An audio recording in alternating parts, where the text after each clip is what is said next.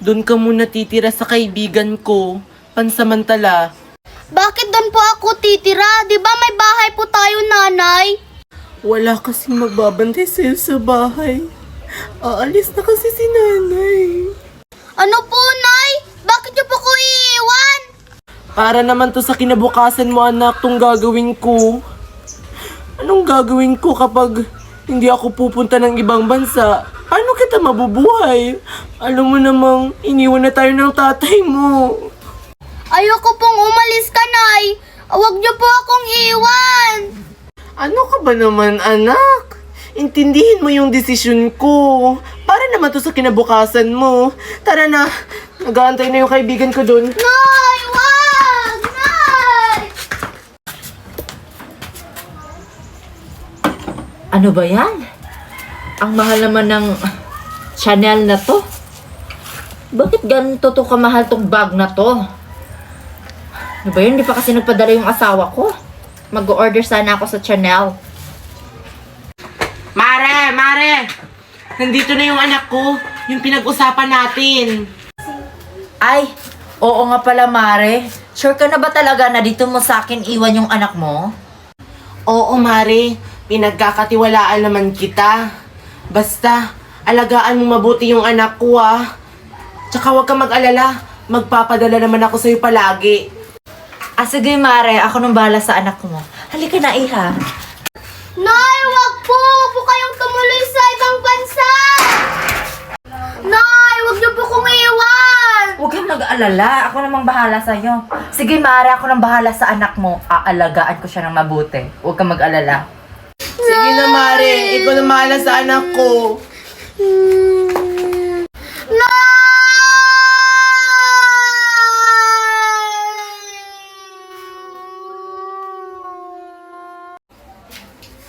Mommy, what's the ulam? Nagugutom na po kasi your daughter. Anak, may chicken nuggets dun sa kusina. Di ba favorite mo yon? Nandun sa kusina, kumain ka na lang dun. Mommy, sino yung batang yan? Bakit nandito po siya sa bahay natin? Anak, yan ang kaibigan ko, anak. Dito muna siya titira sa bahay natin. Pansamantala, kasi yung nanay niya nasa ibang bansa, nagtratrabaho. Ah, ganun po ba, Mommy? Dapat maging close kayo nito, mabait na bata to. Oh, Mickey, mag-hi ka sa anak ko. Hi! Ew, kakain na nga ako. Oh, halika na, Mickey, pupunta na tayo sa kwarto mo. Sige po, tita. Promise, Mickey, magugustuhan mo yung kwarto mo. Kasi yung kwarto mo, napakaganda. May aircon. At may laptop pa doon.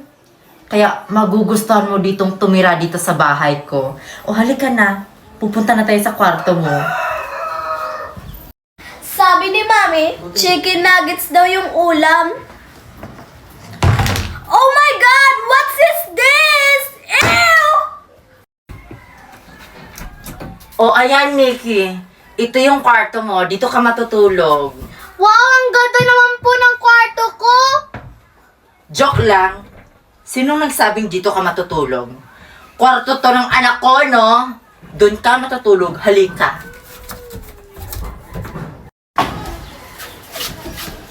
Diyan ka matutulog. Oh. Matulog ka na dyan. Magpahinga ka. Kasi marami kang gagawin bukas. Sige po. Hello, Lucy. Hello, ma'am. Welcome to my house. You're the maid, right? Yes, ma'am. First task you need to do is wash the dishes and mop the floor. And also, don't forget the bathroom. The bathroom is very important to me and to my daughter and my son. And also, you need to cook for us, okay? Okay, ma'am. And don't worry, I pay you $10,000 a month. That is clear. Yes, yes, ma'am. You yes. can start now. Ma'am, thank you, ma'am. I'll start right away. Good. Para to sa kalibukasan ng anak ko. Gagawin ko ang lahat para sa kanya.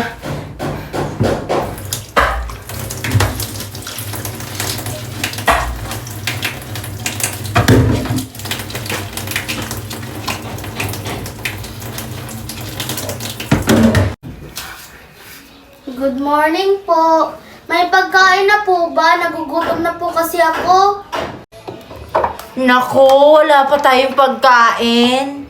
Ang tagal mo kasing gumising bata ka. Ang sarap naman ng tulog mo. Di ba sinabihan na kita? Na maaga kang gigising kasi ikaw yung maghahanda ng breakfast? Ha? Ano ngayon? Wala tayong makakain? Kumilos ka na doon, maghanda ka na. Nagugutom na kami ng anak ko. Wala ka naman pong sinabi sa akin, tita. Wala pala akong sinabi kahapon. O ngayon, sinabihan na kita. Make a breakfast for us! Kasi nagugutom na kami. Ang tamad-tamad, nakikitira lang naman. Sige po, tita, gagawa na po. Dapat lang. Ay, teka lang. Mickey. Ano po yun, tita? Gutom na ako. Napagod kasi ako sa pinagawa ni tita. Okay na to. Abay, bakit kumain ka? Tapos ka na ba sa pinapagawa ko sa'yo? Oo, tita. Tapos na po. Nagugutom na po kasi ako. Ah, ganun ba? Ah, sige, kumain ka lang dyan. Anak ko, pasensya ka na. Naubos namin yung ulam. Okay lang po. Teka, tita. Tumawag po ba si nanay? Namimiss ko na siya eh. Ay nako, hindi pa tumawag yung nanay mo. Sasabihan kita kapag tatawag sa akin, okay? Sige, enjoy. Bakit kaya hindi pa tumawag si nanay?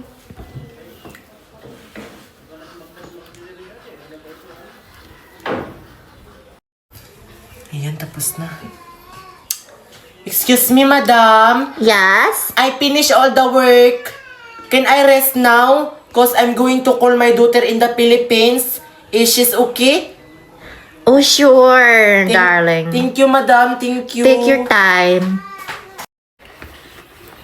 Tatawagan ko nga si Mari kung okay lang ba yung anak ko dun sa Pilipinas.